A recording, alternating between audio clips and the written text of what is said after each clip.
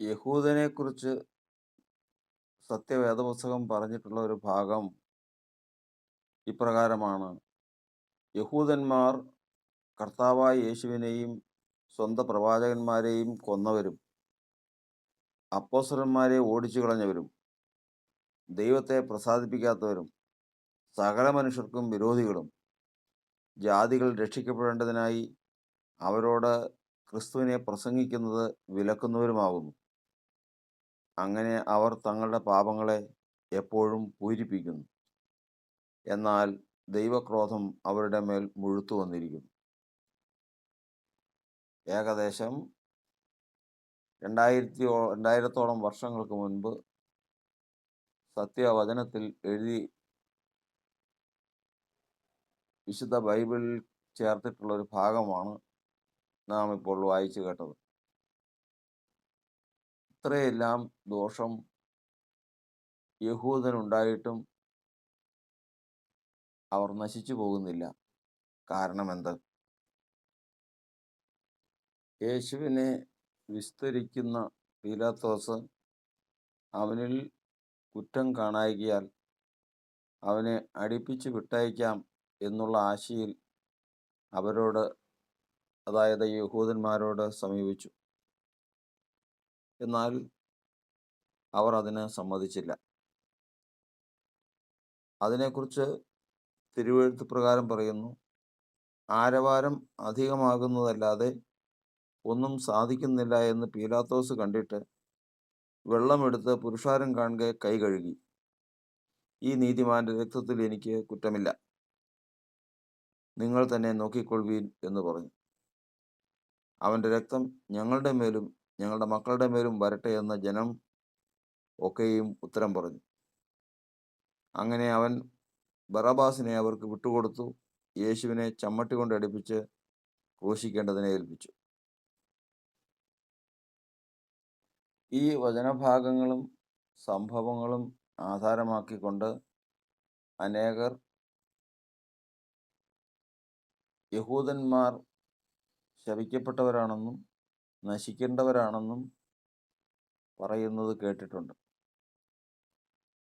ശാപം അവരുടെ മേലുണ്ട് എന്നുള്ളത് ശരി. അതിൻ്റെ ശിക്ഷ അവർ അനുഭവിക്കേണ്ടതാകുന്നു എന്നുള്ളതും ശരി തന്നെ. ലോകം മുഴുവനും ഈ സംഭവത്തിന് ശേഷം യഹൂദ ജനം ചിതറി സകല ദിക്കുകളിലേക്കും പിരിഞ്ഞുപോയി. തുടർന്നുണ്ടായ പീഡകളും കഷ്ടതകളും നാശങ്ങളും അവരൊക്കെയും അനുഭവിച്ചു. ഇന്നും അതിൻ്റെ ശേഷിക്കുന്ന ശാപം അവർ വഹിക്കുന്നുമുണ്ട്.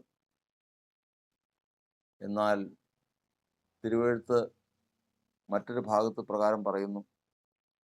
റോമാ ലേഖനത്തിൽ അപ്പോസ്തലനായ പൗലോസ് ഇപ്രകാരം ചോദിച്ചിരിക്കുന്നു, എന്നാൽ ദൈവം സ്വജനത്തെ തള്ളിക്കളഞ്ഞുവോ?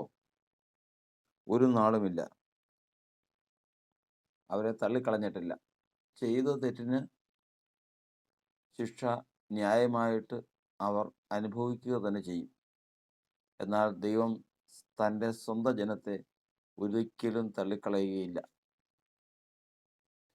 ഇവരുടെ തെറ്റിനുള്ള ശിക്ഷ ഏകദേശം അനുഭവിച്ചു കഴിഞ്ഞപ്പോൾ 4 ദിക്കിൽ നിന്നും ദൈവം അവരെ കൂട്ടിച്ചേർത്ത് പാലസ്തീനിൽ ഒരിടം അവർക്ക് കൊടുത്തു. ഇന്നും അവരുടെ പൂർണ്ണ ശിക്ഷ ലഭിച്ചു കഴിഞ്ഞിട്ടില്ല. ഒരു യഹൂദന്റെ പ്രത്യാശയും അവർ കാത്തിരിക്കുന്നതുമായ മശിഹായാണ് യേശു എന്നുള്ള അറിവ്, തിരിച്ചറിവ് ഇല്ലാതെ ചെയ്തു പോയ ആ തെറ്റിൻ്റെ ശിക്ഷകൾ അവർ അനുഭവിച്ച് തീർന്ന് ഒടുവിൽ കർത്താവിനെ അവർ അംഗീകരിച്ച് സ്വീകരിക്കുന്ന ഒരു നാൾ ഇതാ വന്നു കഴിഞ്ഞു. അന്ന് യേശുവിനെ കാണുമ്പോഴുള്ള ആ വിലാപത്തെക്കുറിച്ച് സക്കരിയ പ്രവചനം ഇപ്രകാരം പറഞ്ഞിരിക്കുന്നു: തങ്ങൾ ഉള്ളവങ്കിലേക്ക് അവർ നോക്കും, കുന്തം കൊണ്ട് വിലാപ്പുറത്ത് കുത്തി, രക്തവും വെള്ളവും ഒഴുകി, കൈകാലുകൾ ആണികളാൽ തറച്ചു. ഇങ്ങനെ എല്ലാം ചെയ്ത അവനിലേക്ക് ഇസ്രായേൽ നോക്കും. അവർ അവനെക്കുറിച്ച് വിലപിക്കും.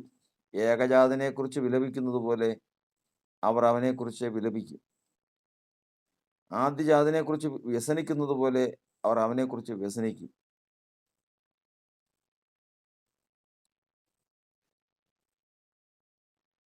ഒരു സന്ദർഭത്തിൽ യഹൂദന്മാർ അവനെ നോക്കി ചോദിക്കും, എന്താണ് നിന്റെ കയ്യിൽ കാണുന്ന ഈ മുറിവുകൾ? അതിനെക്കുറിച്ച് ദൈവത്തിൻ്റെ വചനം വായിക്കാം.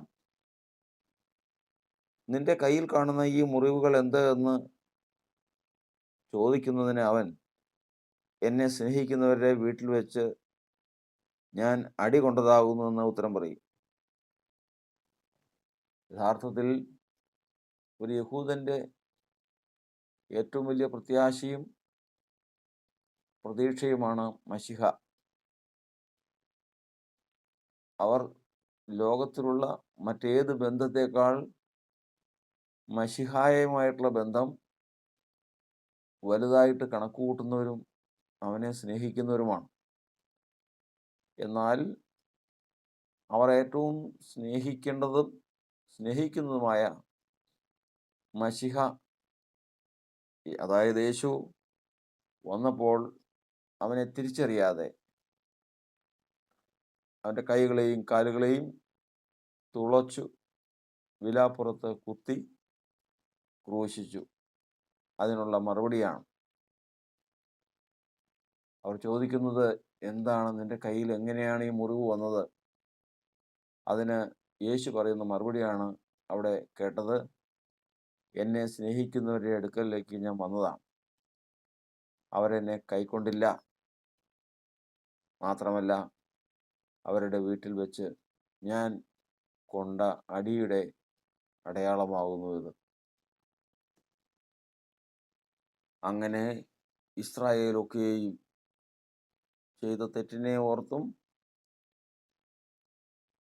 ദൈവത്തെ ഭയപ്പെട്ടും സത്യദൈവത്തെങ്കിലേക്ക് തിരിഞ്ഞ് ക്രിസ്തുയേശു ആരെന്നറിഞ്ഞ് അവനെ മഹത്വപ്പെടുത്തി വിലപിക്കുന്ന ഒരു ദിവസം നോക്കിക്കൊണ്ടിരിക്കുന്ന ഒരു വിഭാഗമാണ് ക്രിസ്തീയ വിശ്വാസികൾ. അവർക്ക് യഹൂദനെ വെറുക്കാൻ സാധിക്കുകയില്ല. അവൻ്റെ തെറ്റുകളും അവൻ്റെ കുറ്റങ്ങളും ഹൃദയകാഠിന്യങ്ങളും ചെയ്തുപോയ പ്രവൃത്തിയും ഒക്കെയും ഉണ്ട്. അതൊന്നും ന്യായീകരണവുമില്ല. എന്നാൽ അവൻ ഇന്നും ദൈവത്തിൻ്റെ ജനമായി ദൈവം കണക്കുകൂട്ടി നിർത്തിയിരിക്കുന്നുവെങ്കിൽ അവനെ മാനിച്ചേ പറ്റൂ, അവനെ സ്നേഹിച്ചേ പറ്റൂ, അവനെ സഹായിച്ചേ പറ്റൂ.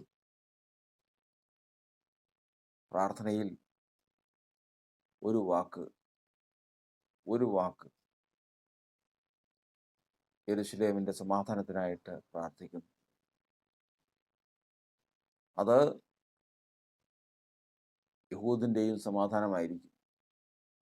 അത് സകല ലോകത്തിൻ്റെയും സമാധാനമായിരിക്കും. അതെ, നമ്മുടെ സമാധാനമായ ക്രിസ്തു സകലത്തിനും പരിപൂർത്തീകരണം വരുത്തുന്ന ദിവസം വരുന്നു. അന്ന് യഹൂദനും യവനനും ക്രിസ്തീയ വിശ്വാസികളെല്ലാം ഒരുമിച്ച് ആർപ്പിട്ട് സന്തോഷിക്കുന്ന ആ ദിവസം ഇതാ സമാഗതമായി. അതിനെ പ്രാഗൽഭ്യത്തോടെ പ്രാപിപ്പാൻ ദൈവം നമ്മെ അനുഗ്രഹിക്കുമാറാകട്ടെ.